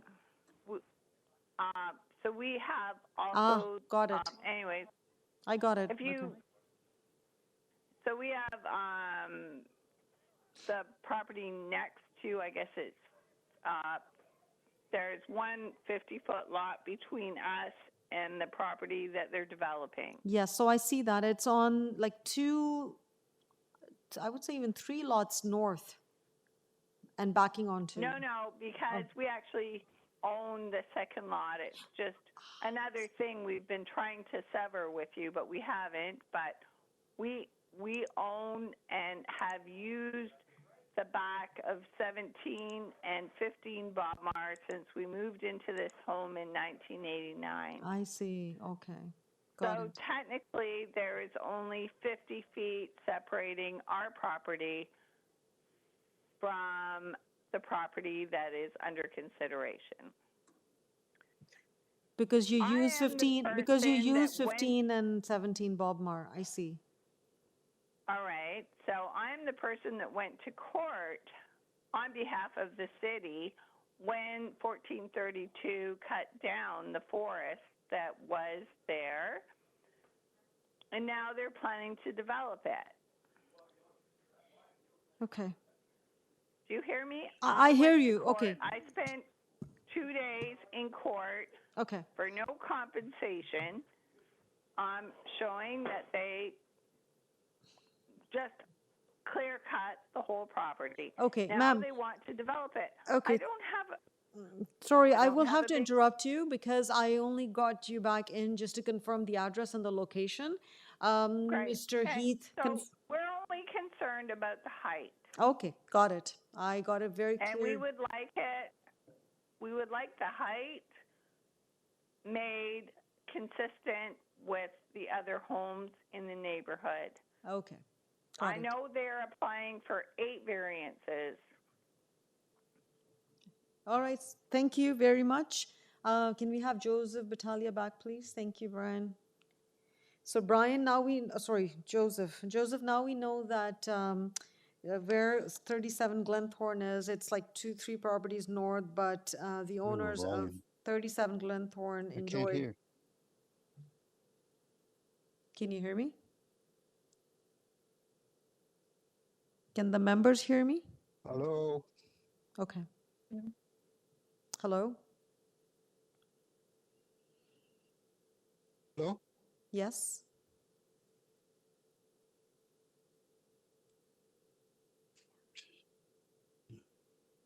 Hello?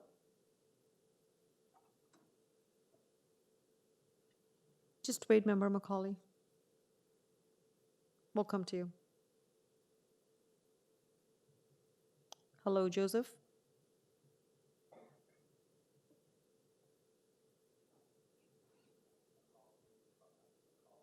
He can't hear us.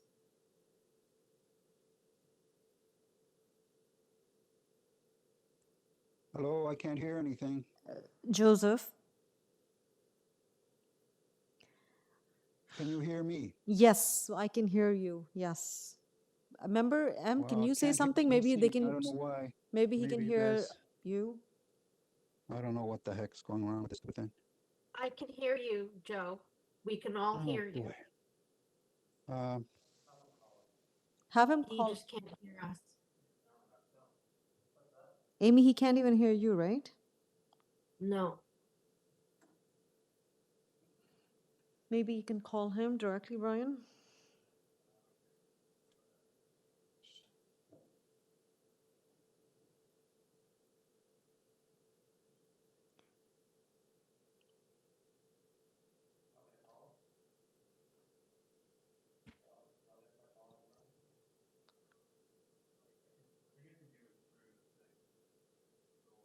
Oh, to connect him? Oh, I see. Yeah, we could do that.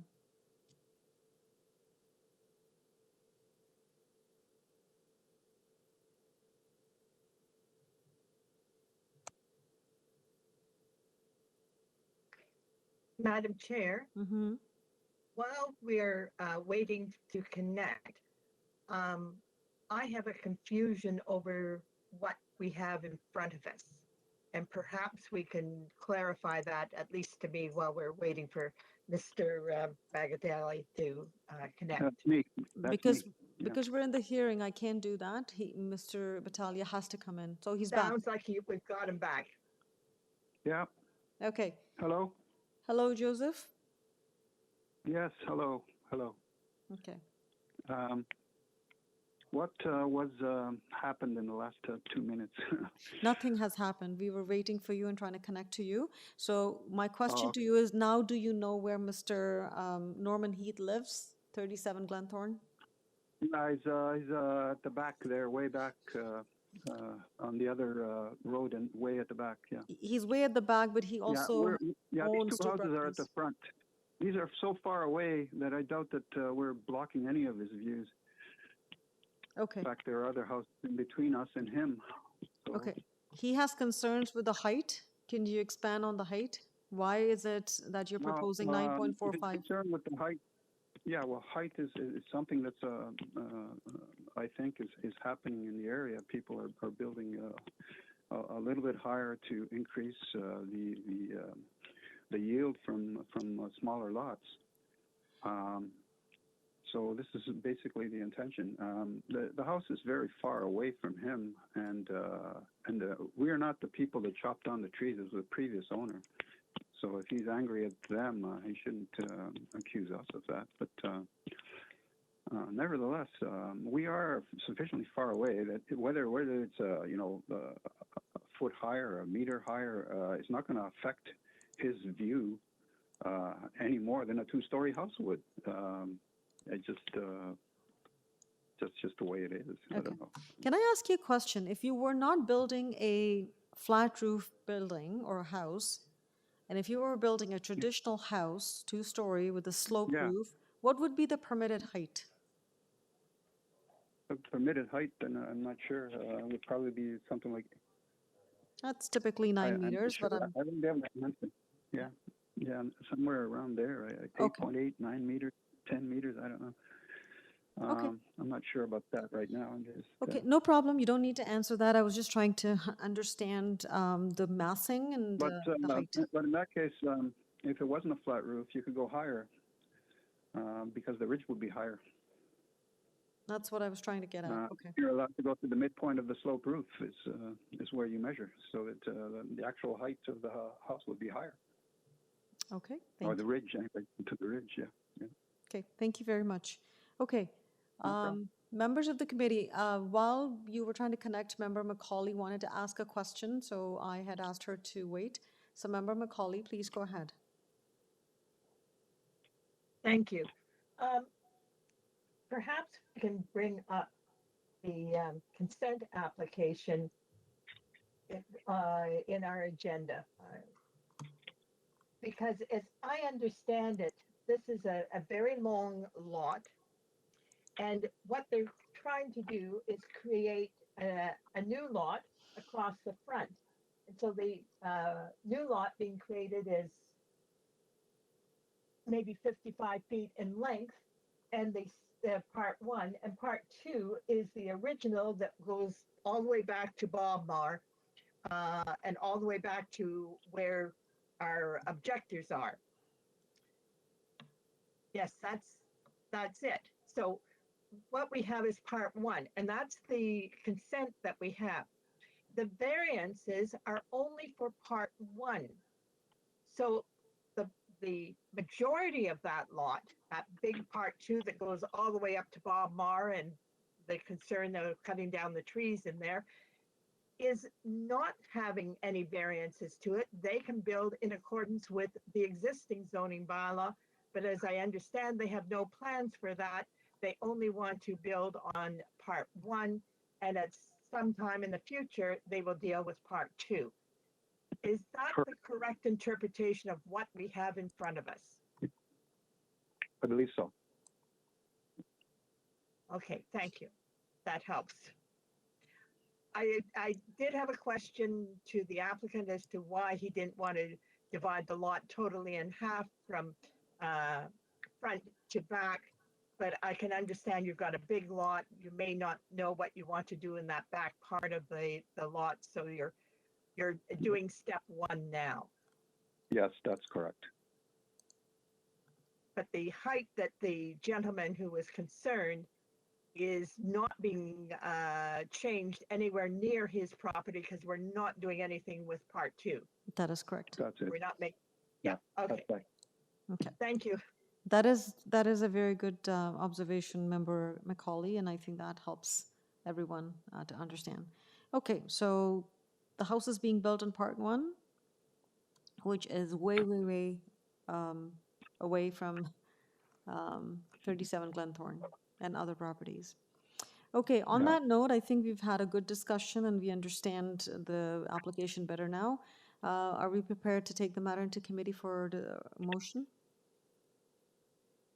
Okay, please go ahead. So matter into committee, any comment or question, or can I have a motion? Member Taylor, please go ahead. Yeah, I'll make a motion, Madam Chair. With respect to the consent, I think the lot pattern is quite consistent with what's in this very nice neighborhood, the very large lots, existing and proposed. And I've got no difficulty with the consent. I would move for approval of it, the consent, subject to engineering and construction services conditions and urban forestry condition number 3. With respect to the variances, and again, I guess given the large size of the lot, the variances really are, I think, entirely quite minor. I've got no issue with them either. So I would move approval of the minor variance as well. And I guess that would be without conditions because I captured urban forestry in the consent motion. Okay, so staff wants to clarify something? Through the chair, for the minor variance application, Transportation Services is recommending a condition. Which one is that? This is, if you look at the engineering comments, the ECS memo, Yes. you'll see. The road widening. Well, not the road widening. If you take a look at the ECS comments with regards to, and I don't know, Katrina, if you're able to pull that up.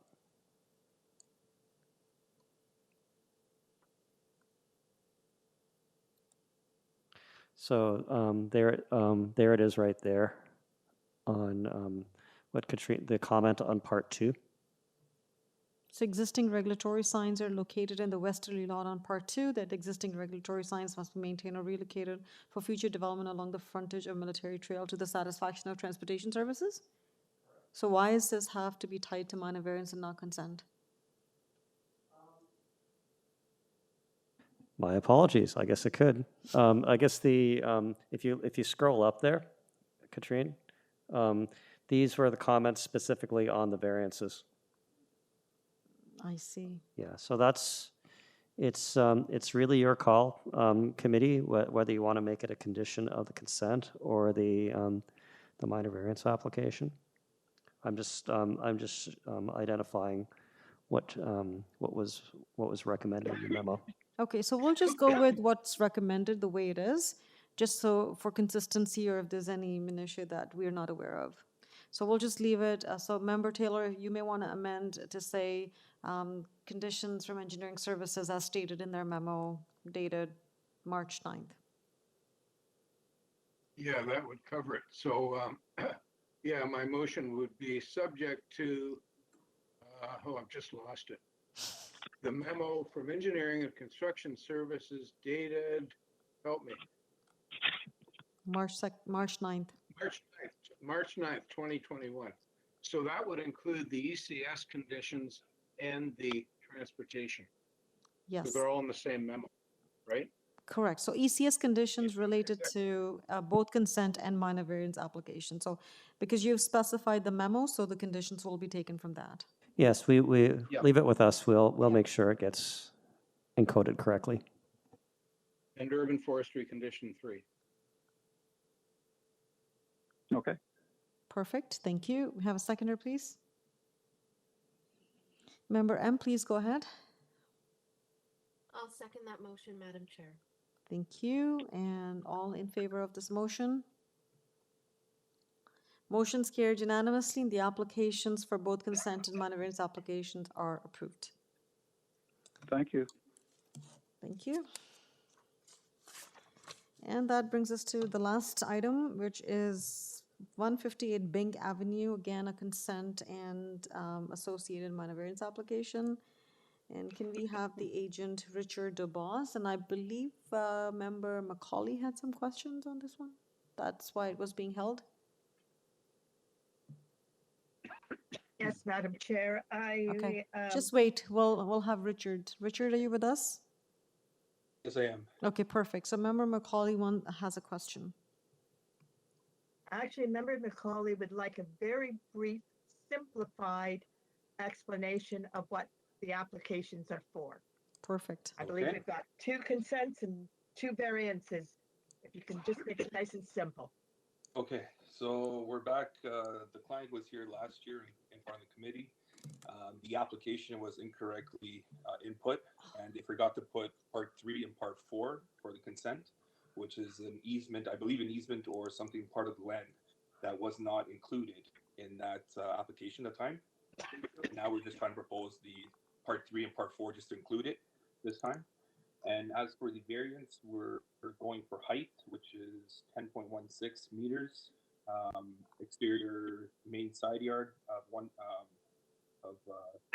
8.68 meters, driveway width of 2.97 meters, and coverage of 51.7%. The client, after getting approved and everything last year, got permits.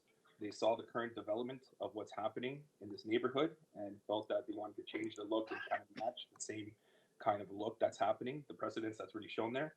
And that's the reason why we're back here again, trying to apply for this permit now, for this application, sorry. So if I understand correctly, the severance is parts 1 and 2, 3 and 4. Yes, it They're is. properly Yeah. put together. Yeah, so Okay. last time it was part 1 and 2 for the application. They forgot to put 3 and 4, and now we're proposing all 4 of them to correct. Okay. And so the consents really are correcting an error that. Yes. I'm not the sure where very- they're from, but there was an error. So whether it was internally or the client, I'm not sure, but we're here to correct that. Yeah, it's always good to correct errors. Yeah. Without blame. Yeah. So the variances, these are new variances that you're asking for in order to build a garage? Yes. That's where I'm confused. Yeah, so they are new variances, a little bit altered design from last time. We did try to minimize the height. As you can see that the garage is only 7'10", the family room is 8 feet, and the second floor is 9 feet, and then the roof is 4'12". So we tried to, comply, to lower down the height, and that's where we came up with these heights that we're at right now. And the variances would be applicable, I guess, to all 4 parts. Yes. Well, it's the same. It's land. 2 lots, It's, 4 parts. But it's an easement in the back, I believe, that wasn't included last time. But it is that same parcel of land. Okay, thank you. I think I understand it. Thank you. If there's any other questions, I'm prepared to put forth a motion. Yeah, just checking in with other members. All right, so we do not have any further comments or questions. Richard, any closing remark before we take it into committee? Let's close it up and let's go home. I'll go home for sure. Okay, so over to you, committee. I may have a motion. Member Macaulay. I move approval of the consent application B0038-21, subject to any standard conditions. And I assume you're going to have a standard condition to put the parts together for your letter of certification. Well, we don't have to mention that. I think just say standard conditions of consent and I put standard conditions. Yeah. Okay. And secondly, I move approval for variance application 0091 dash 21 and 0092 dash 21 on this, on these two properties. Okay. And again, I don't believe there's any conditions with the variances. Okay, we're good. All right. May I have a seconder, please?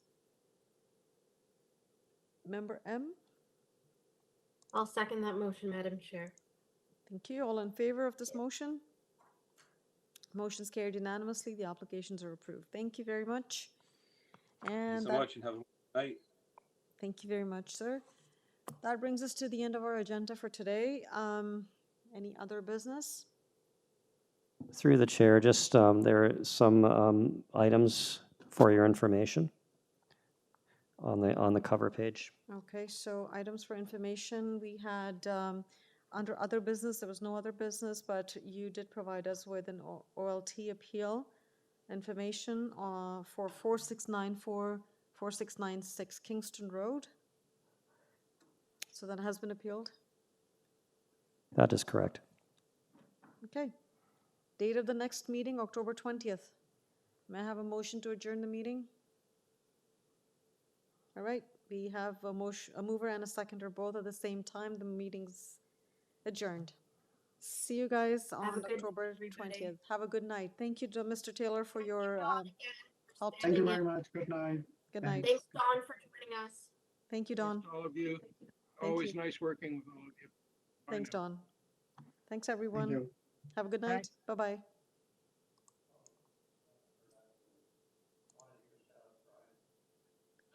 Ooh. He'll be there next one. Yes. You never know, eh? He may decide not to leave. He may decide